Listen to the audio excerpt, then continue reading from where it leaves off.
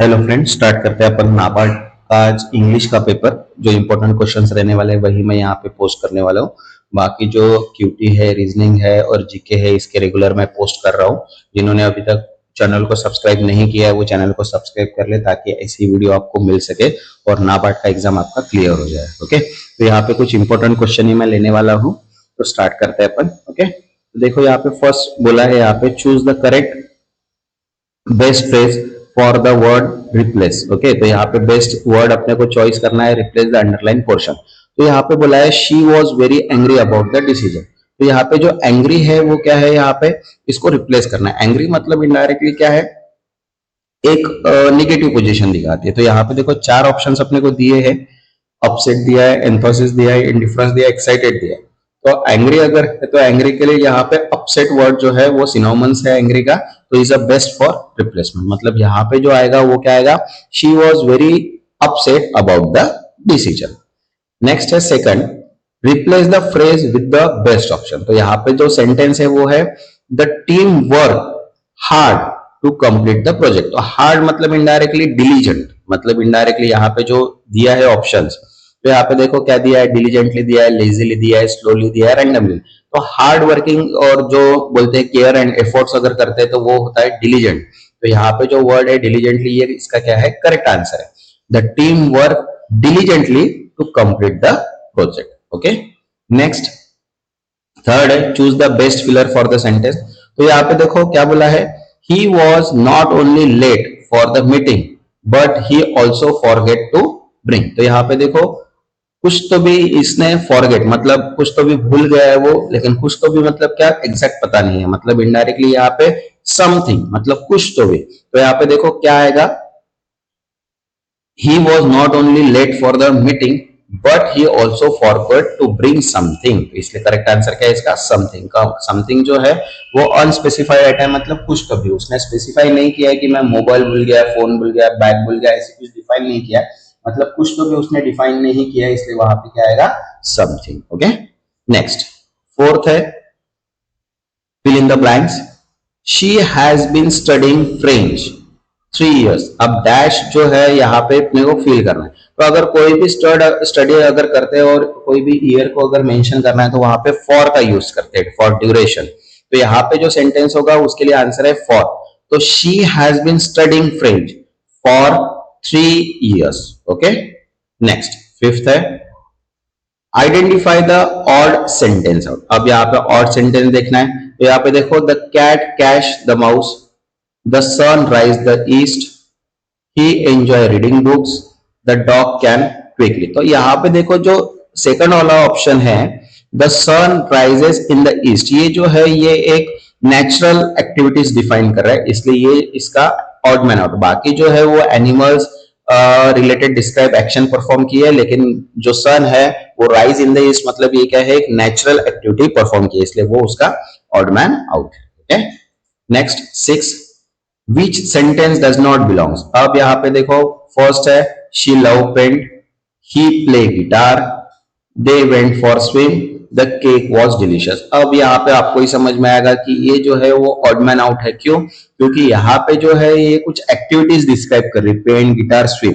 लेकिन cake was delicious ये जो है ये फूड क्वालिटी डिफाइन कर रही, इसलिए इसका आंसर द फूड क्वालिटी वाला जो है the cake was delicious. Okay, next अब arrange the sentence in logical order बोला है। अभी यहाँ पे चार सेंटेंस है, उनको लॉजिकल ऑर्डर वाइज अपने को क्या करना है, अरेंज करना है। तो यहाँ पे फर्स्ट जो है वो है he decided to go for walk, second है it was a beautiful day, third है he felt much better after fresh air, and fourth है the sun was shining brightly।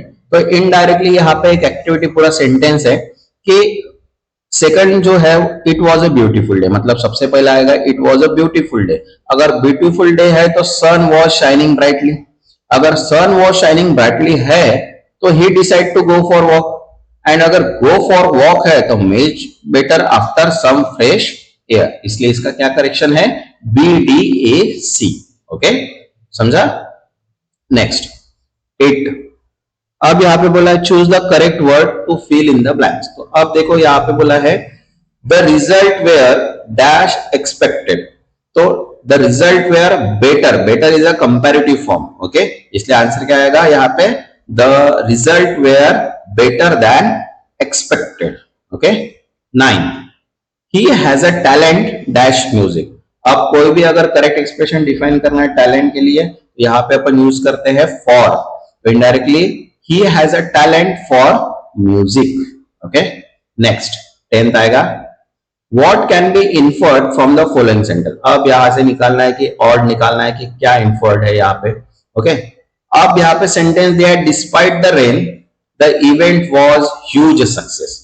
मतलब इनडायरेक्ट जो फ्रेज है डिस्पाइट द रेन, अब यहाँ पे ये बोला है कि अगर रेन आती है तो इवेंट वाज ह्यूज सक्सेस, अगर रेन नहीं आता डिस्पाइट द रेन, तो यहाँ पे क्या है, अगर रेन आती है या नहीं आती है उससे कोई फर्क पड़ा है क्या, नहीं पड़ा है, क्योंकि इवेंट वाज ह्यूज सक्सेस, मतलब इवेंट जो अपन ने किए थे वो सक्सेसफुल रहा, तो इनडायरेक्टली सेकंड जो ऑप्शन है, the weather has no effect on the event, okay, it's not a, it did not negative impact on the event, okay. Next 11, complete the sentence, if I had known about the meeting I would have attended.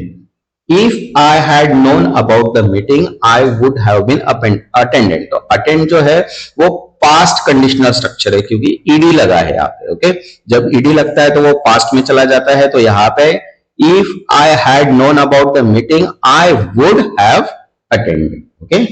Next 12th, choose the correct connector अब बोला है, तो she is very talented, she works very hard, तो यहाँ पे dash में क्या आएगा, she is very talented and, तो यहाँ पे क्या आएगा, and क्यों आएगा, क्योंकि बोथ सेंटेंस को ज्वाइन कर रहा है पॉजिटिव एट्रीब्यूट से कि she is very talented and she works very hard, इसलिए यहाँ पे आंसर क्या आएगा, and, okay.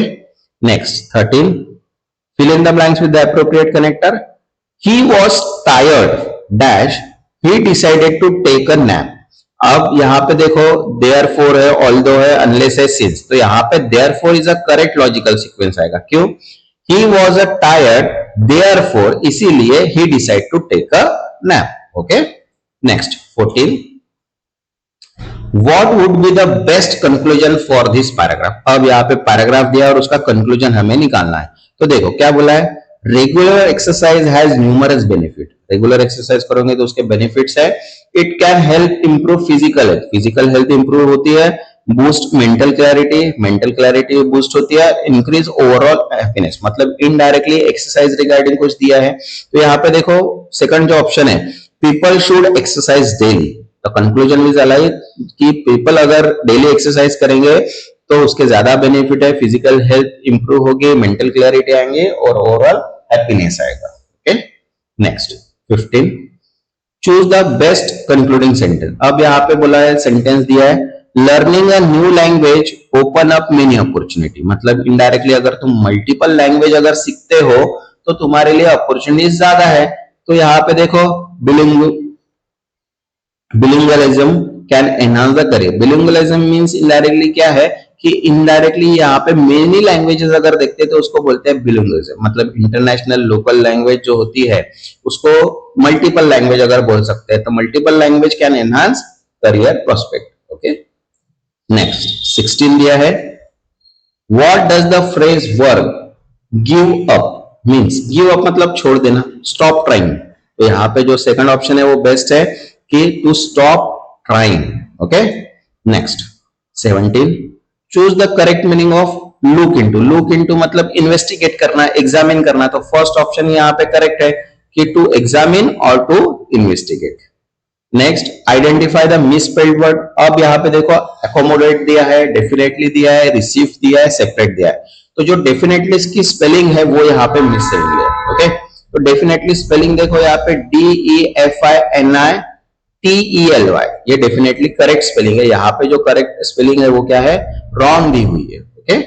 Next 19, which word is incorrect, तो यहाँ पे देखो ऑकरेंस है, रिस्पॉन्स दिया है, इंडिपेंडेंट दिया है, रिकमेंडेड दिया है, रिकमेंड दिया है, तो रिस्पॉन्स की जो स्पेलिंग है वो मिस्टेक है, यहाँ पे जो है SE आना चाहिए, यहाँ ने CE दिया, इसलिए response is a missing, okay. Question 20, अब find the error in the sentence, अब find the error in the sentence अगर देखा जाए तो यहाँ पे क्या बोला है, she don't like the movie, अब यहाँ पे शी मतलब एक सिंगुलर ऑब्जेक्ट है और सिंगुलर ऑब्जेक्ट के लिए डोंट का यूज नहीं करते अपन डजंट यूज करते हैं, तो यहाँ पे जो डोंट है वो क्या है, इनकरेक्ट है।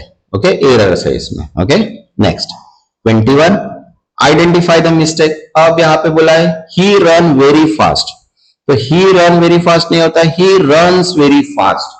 ओके, इनडायरेक्टली जो करेक्ट फॉर्म आएगा वो क्या आएगा, he runs. Okay, next 22, which part of sentence contain an error. तो यहां पे दिया है देखो, each of the player were ready, तो यहां पे वेयर नहीं आएगा, अगर ईच अगर है तो सिंगुलर है, और सिंगुलर है तो क्या आएगा, वॉज आएगा, तो ए वेयर जो है वो क्या है, इनकरेक्ट है यहाँ पे। Okay, next 23, identify the correct path. अब यहाँ पे बोला है she can sings very well, तो सिंग्स नहीं आता है, शी सिंग वेरी वेल, सिर्फ सिंग आता है। ओके, क्योंकि सिंगुलर फॉर्म है। नेक्स्ट जो वीडियो रहेगा वो हम पर सेकंड रहेगा, इंपॉर्टेंट एमसीक्यू, और इसमें जो है वो रीडिंग पैराग्राफ के भी फ्रेजेस आएंगे, वो अगर हो सके तो मैं नेक्स्ट एमसीक्यू में कंप्लीट करूंगा। तब तक के लिए वीडियो को लाइक कर दीजिए और चैनल को सब्सक्राइब कर दीजिए ताकि ऐसी वीडियो आपको मिल सके। Thank you, good bye.